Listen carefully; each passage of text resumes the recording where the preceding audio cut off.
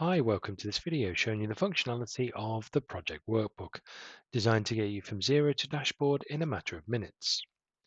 Okay, so the workbook has 8 tabs. The first one to go into is the Inputs tab, where we put in the setup information.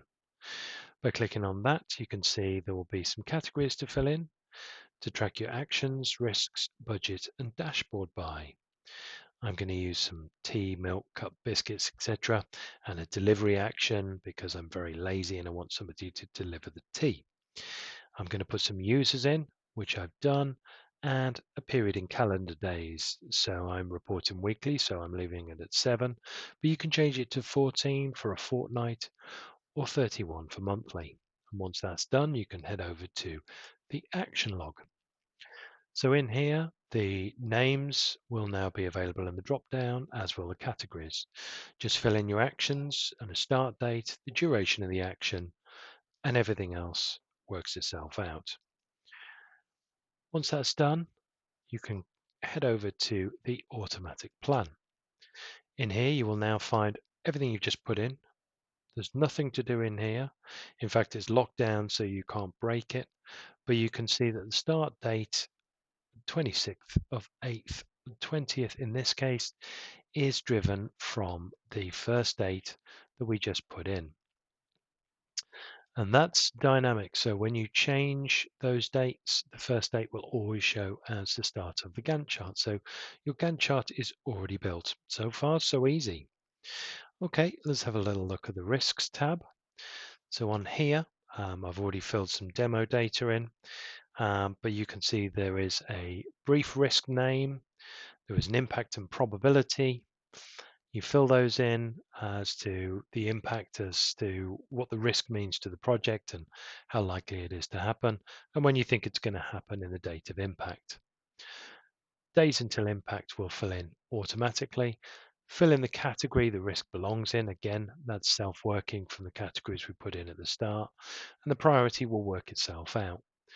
Usual description, there's a bit longer description there, and a risk assessment and countermeasure of how to manage that risk, assign the risk to a person, and the date it's entered. Once that's done, and the brief risk is important because when we go over to the risk impact, you'll find that is using that brief risk and it's using the data you've just put in. Again, there's nothing to do on this. It's self-working. And what you can see is the risks have assigned themselves into the right boxes based on the probability times the impact. What you'll also see is the proximity. The proximity shows you how far away that risk is from happening, which is based on the dates you've put in on date of impact. In this case, because we're doing 7-day reporting, it's using that, you see on the right-hand side, as those as the proximity periods. So less than 7 days means it's happening in this period, in which case the box would be fully grey. 7, 14, 21, 28 in this instance, you'll be able to see how far away the risk is from happening. Okay, there's also a tab which shows you the overall risks, which is just a laydown of the different categories. Again, it's fully self-working, there's nothing to do in here. Just give you the total risks and where they sit. We head on over to the budgets tab. This is again using everything that we've put in from a workstream position. You just put in what we're buying. In this case, I'm buying some tea, some milk and biscuits. They're capital expenditures, so they're going in on the capital line. And all I do is put in my pricing that I'm estimating that I'm going to pay for those, which will give you this figure down the bottom of £8, and the capital committed, which is how much I think I may need to cover it, because this is just an estimate. And then when you finally buy the items, you've got the capital paid.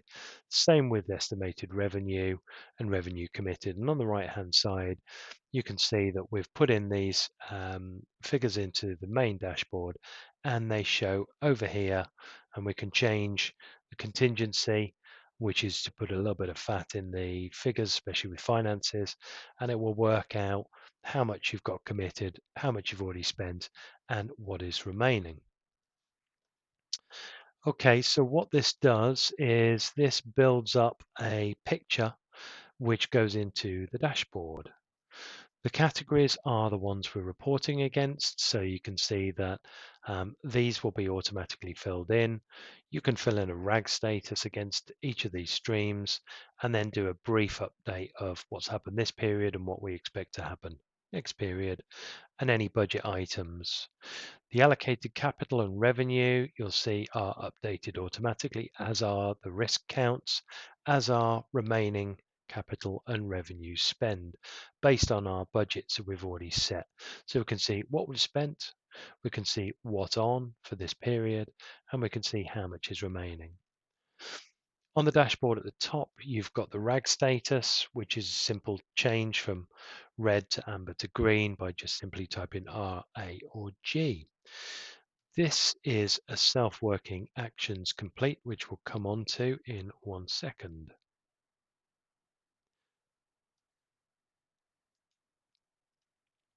Okay, so we put in our actions and now we want to actually start managing those actions. So what we can do is we can go into the workbook itself and we can start managing those. And to do that, we simply go into our actions tab and we can start editing them. We can change a description. We can add something new in here. The category you'll be able to see is a drop down. So these are the categories that we set up. Let's put something in cups. And you'll be able to see in the name drop down, this is our list of usernames that we put in there. And we go over to the start date, put in a date in the future. Let's put the 25th of the 9th in there. And we put in our duration, which is obviously how long the task is going to take. In this case, it's going to be 5 days. And it's going to work everything else out for you. Okay, once that's done, we can head back over to our automatic plan and you'll see that action's now in there. You will also see that if we went over to the inputs and said, oh, actually, we don't want that to be with Ray, we want it to be with somebody new. Let's call them Harry. You can just pop them on the users there. Go back to the to the action log, and then do the drop down and say, okay, let's assign that to Harry instead.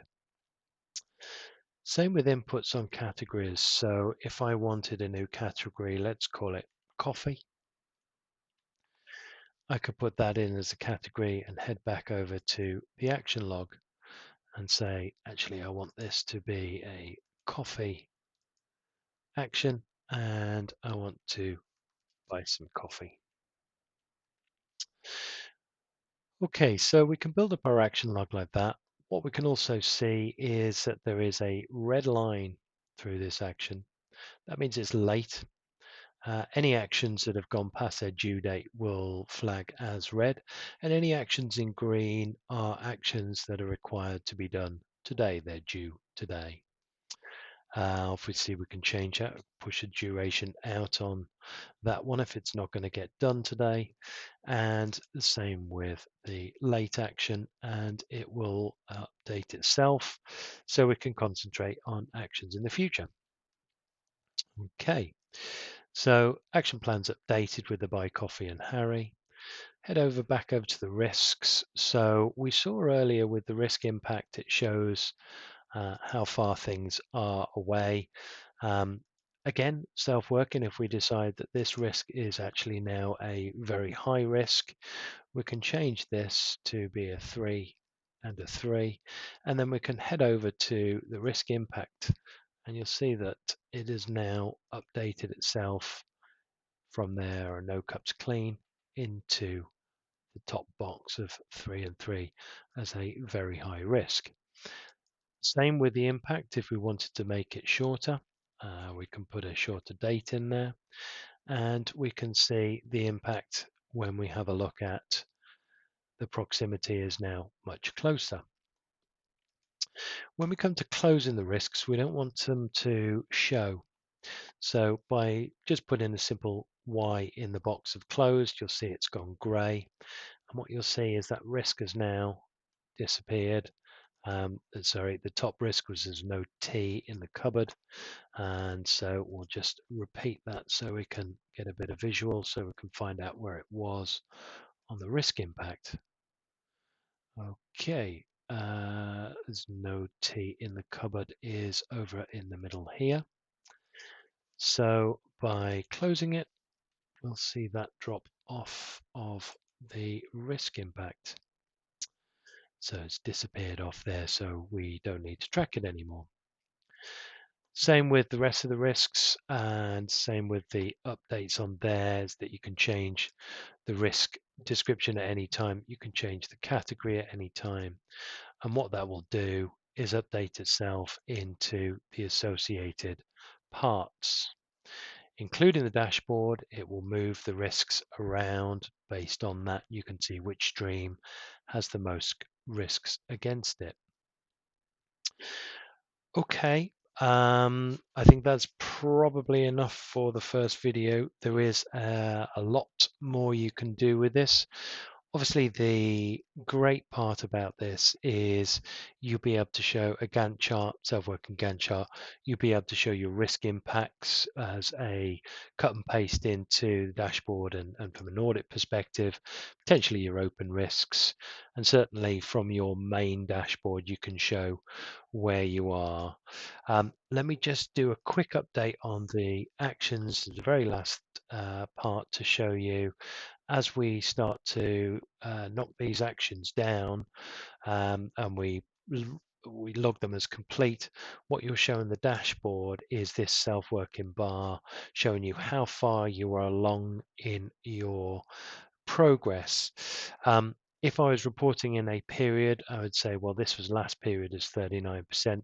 Simply put that in as a tracking bar, and then through the next week, as I'm knocking some more actions out, I can update these and say these are all closed, update them as a yes, and then next period I can show where we are this period and where we were last period, so we can show how far we have got.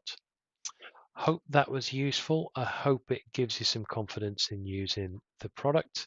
Head over to grammar.com. It's GRAMRE. It's green, amber, red. Grammar.com to pick up the actual spreadsheet and find out about our project and program services. Thanks for watching. Bye.